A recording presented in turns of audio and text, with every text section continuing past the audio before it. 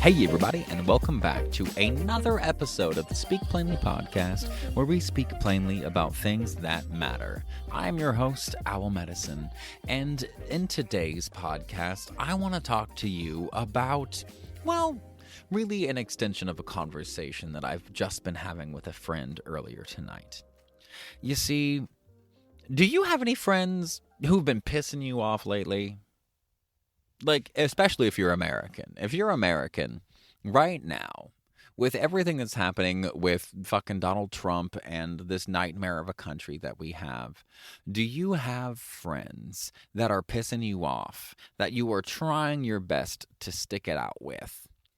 And I don't mean the closeted racist, nationalist, Nazi fucking friends that you're finding out turns out are white supremacists. Fuck all those fucking people. I'm talking about the ones that you know have a heart like yours. I want to know if there are people in your life that are pissing you off that you know better than to let them piss you off. Are there people in your life that have been upsetting you that you know have a heart of gold, that you know are doing everything they can because you've met them? You know who they are. You know in your core. You may not know every detail of their life, but when you know a person, you know a person. So is there somebody in your life that you are upset with recently? Because maybe they're not hateful enough to fascists? Because that's where I'm at. That's exactly where I've been. And I just had a phenomenal conversation with a friend. And Lord, God, if it weren't for my friends, I'd be such a mess. I mean, I'm still a mess, but Lord, if it weren't for my friends, I can't even imagine. My friends are the best part of me, and my friends continue to be the best part of me, and they continue to piss me the fuck off occasionally. And best of all, I know for a fact I piss them the fuck off too. They probably wouldn't put it that way because they're nicer and kinder and more lovey than I am in that kind of way. But they know exactly what I mean when I say that. So I want to talk about these relationships for a second. It's a wild time to be alive, and all of us are genuinely, deeply looking around at our friends, at our family, at our neighbors, at our coworkers, at our communities, and we're wondering, are we safe? Way too many of us are. And it gets really hard when people that you know and love are nice to Nazis. It's really hard. And I want to say, I recognize that it's really hard. And I want you to say thank you to them. And I want them to say thank you to you. And this is why. You see, the friends that have been pissing me off lately, and not by anything big. I say pissing me off because that's the way I fucking talk. But there have been a few little things here and there, online mostly, that people that I love deeply have said or not said that have upset me one way or another. And things I have said that have conversely upset them. And that's really hard to deal with when we're all this dysregulated. When people that you deeply, deeply love become upset with you, or people that you deeply love, you become upset with them. It gets sticky, man. It gets hard to navigate sometimes. And I was just having a conversation with a friend that I thought was worth sharing. And I honestly just recorded about 9 videos, 3.5 to 5.5 minutes long, trying to make one short enough to share on Instagram and Facebook just to get the little thing out, just to get the thought out. Because the conversation that we had, I think, is important enough to share, but I couldn't get it in less than like a 90-second reel. So I figured I might as well do a podcast about it. So here's that podcast. If your friends are pissing you off, here's what I want you to do. Like, again, not your fucking accidental fascists and your sleepy Nazis. That's what I call them. The people that don't recognize that they're fascists and don't recognize that they're Nazis, but they support one. I'm not even talking about those people. Do whatever you want with those people. We all have our different roles. That's what I'm talking about here. The roles. You see, I feel deeply and I feel strongly.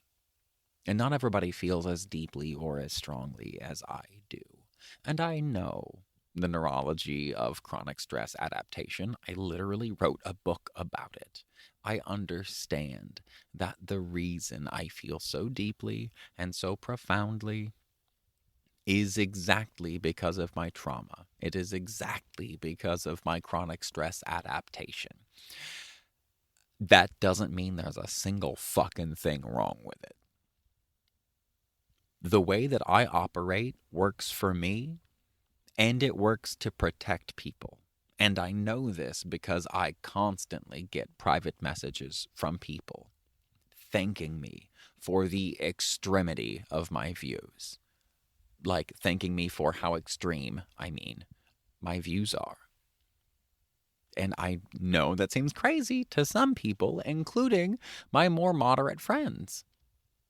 But I get, every time I post something that is really, really divisive and is really like, you know what, fuck you to the right, to all of their bigoted bullshit, I get people who were like, you're alienating a lot of people that you could be helping.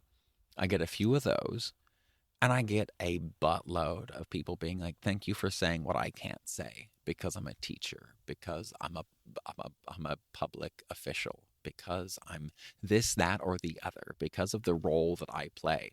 I can't say what I feel, but I see you saying it, and that makes me feel better." So people thank me for my role, and I love my role.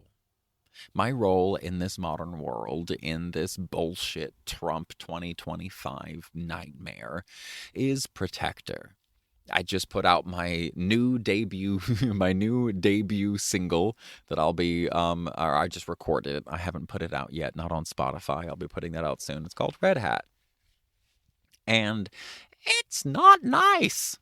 It's not nice to Nazis. It's not nice to fascists. It's not nice to MAGA because fuck you.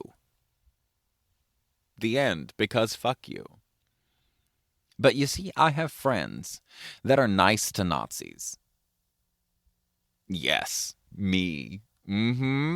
I have friends that are nice to Nazis. And it's fucking hard. It's fucking hard to stomach. And if I didn't know these people so well, and if we didn't have hours and hours and hours of deep, meaningful, like thoughtful, heartfelt conversation that solidified our understanding of each other, who knows where the relationship would be now.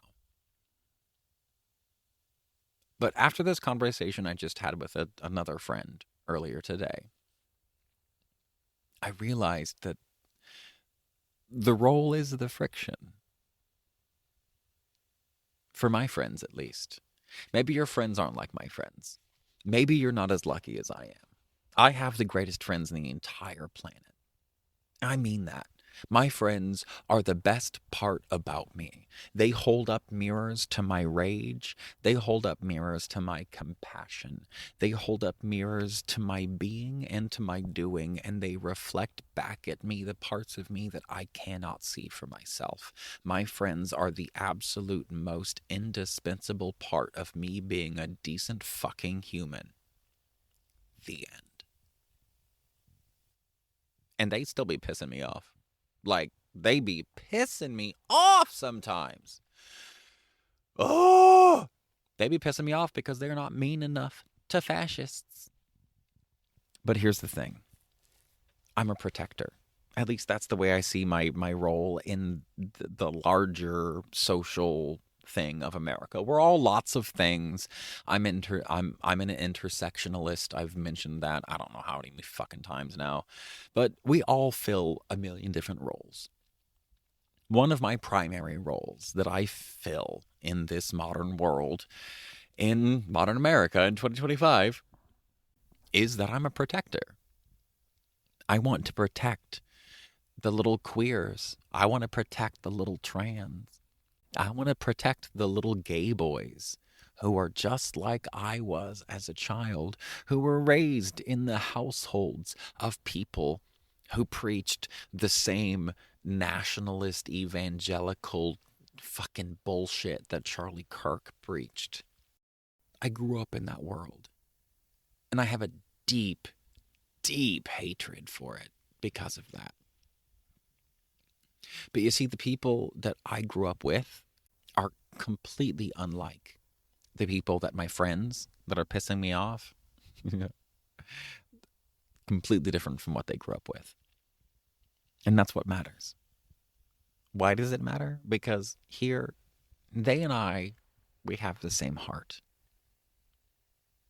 We know each other. We see each other. We get each other, and we piss each other off, and we hold each other accountable. But you see, I'm a protector in this way. I want to take the people who are the most vulnerable, and I want to give them a place to be. I want to hold the banner that says, "Come stand by me, and I will die before I let them hurt you." That is the world I live in. That is the world in which I operate. That is the role I play. However, my friends don't have that same role. My friends have a different role. My friends are integrators. Not all of them, but the ones who piss me off the most, they're integrators. And they're also the ones that I love the most. You see, the people that have been pissing me off lately piss me off because they're not mean enough to Nazis. And you'd think that that was a simple thing. You really would. You'd think that that was a simple thing, but it's not. If I'm going to be an intersectionalist, I have to be an intersectionalist. And as much as it pisses me off being mean and cruel to anybody I deem a Nazi, is not that fucking simple. You see, the reason they're not mean to Nazis, not as mean to specifically what I call like sleepy Nazis and accidental fascists, or sleepy fascists and accidental Nazis. I use the two terms interchangeably because they're kind of the same. They're not identical if you want to talk to a historian or whatever, but whatever, they're close enough for me. And the thing is as integrators, the demographic of people that they work with is fundamentally different from my demographic of people. I don't give a fuck about a sleepy Nazi. I don't give a fuck about why you're a Nazi. I just give a fuck that you are one. I don't give a fuck why you're a fascist. I just give a fuck that you are one. Because my job is to protect people who were like me. To protect people from not only the threat and from the ass kickings that I got, but from the literal ideology that I was surrounded by, and that was inescapable for the first 18 years of my life. The ideologies that I grew up with were absolutely inescapable, and it was the same bullshit ideologies that Charlie Kirk touted across America with Turning Point fuck all. Fuck every one of them. I don't give a shit. They can all fucking die, and the world would be a better place. That's how I feel, because that's my role as a protector. There's more to me than being a protector. I also am a trauma person, and I've also literally lived their lives. I also used to wear a Confederate fucking flag belt buckle to high school. I talked about that in a recent podcast. I believed it. I bought it all hook, line, and sinker, and I got myself out of it, because that was ignorant fucking bullshit.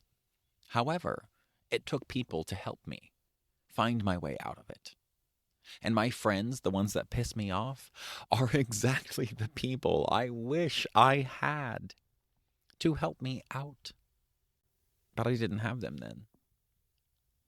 It took me a lot longer to make the changes, to become the person that I am now, to have the insights that I have now, to have the humanity that I have now, including the humanity to cut off an entire chunk of that humanity that is intolerant and say, fuck you, I will not tolerate your intolerance. And I feel very fucking good about that. And I feel very fucking good about that, even while my friends tolerate other people's intolerance. That's the hard bit.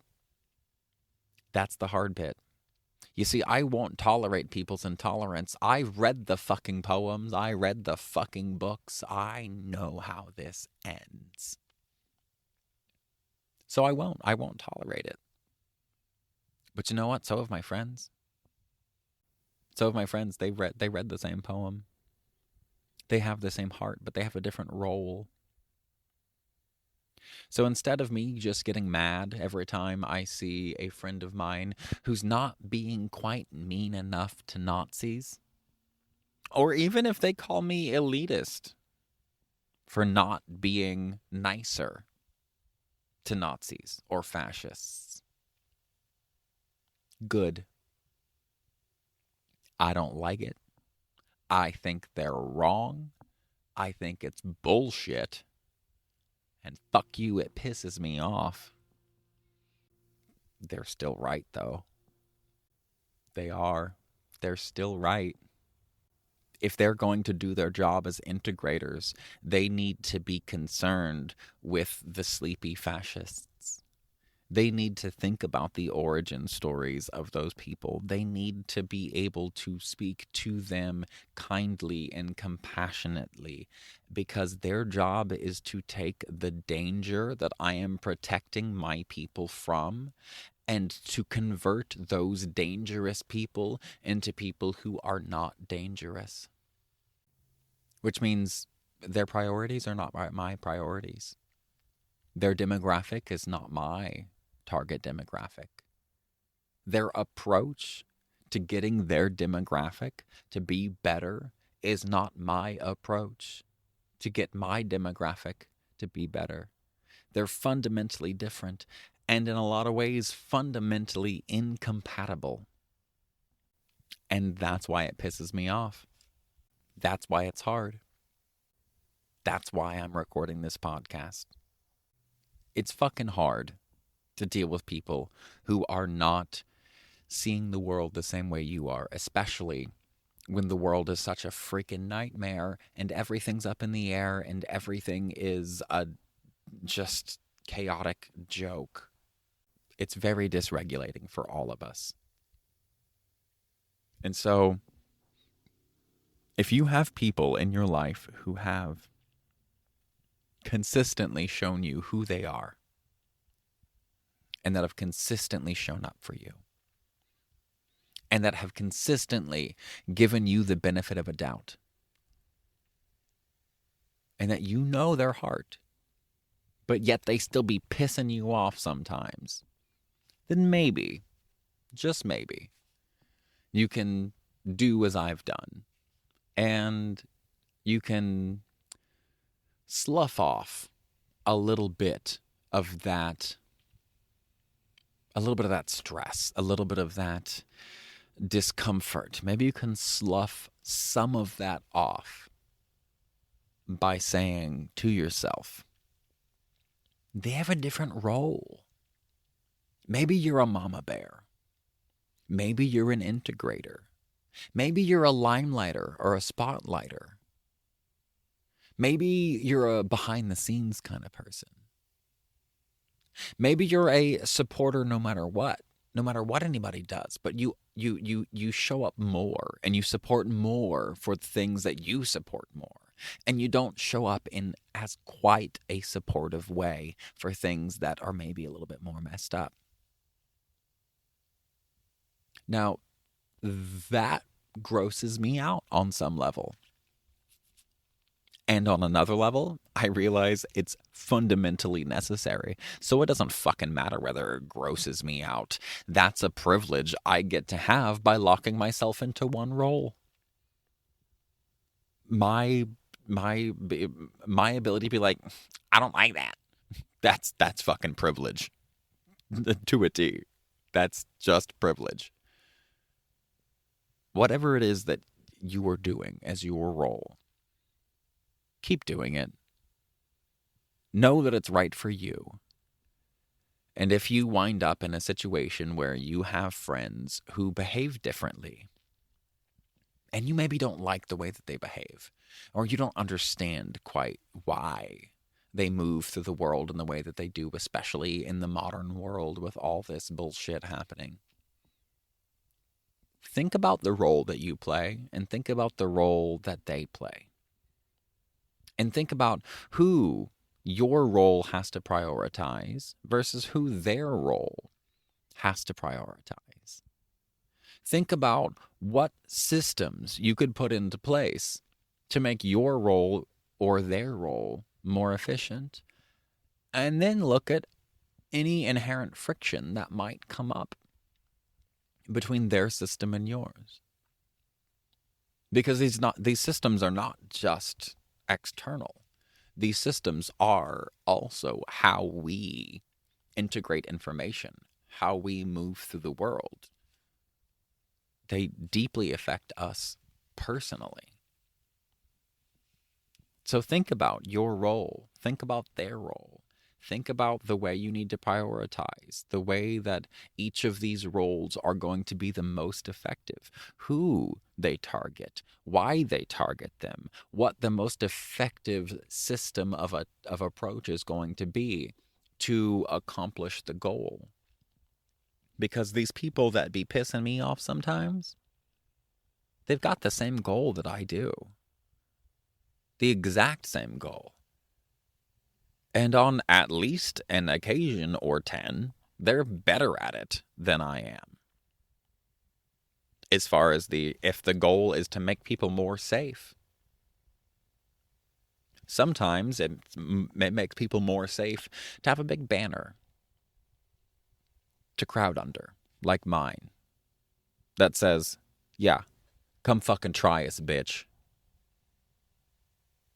And sometimes the thing that makes people more safe is when people who didn't know they were Nazis are treated like human beings for long enough that they eventually realize that maybe they were accidental Nazis.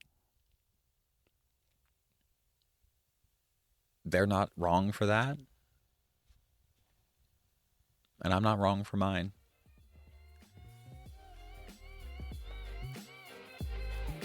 Stay curious and stay uncomfortable.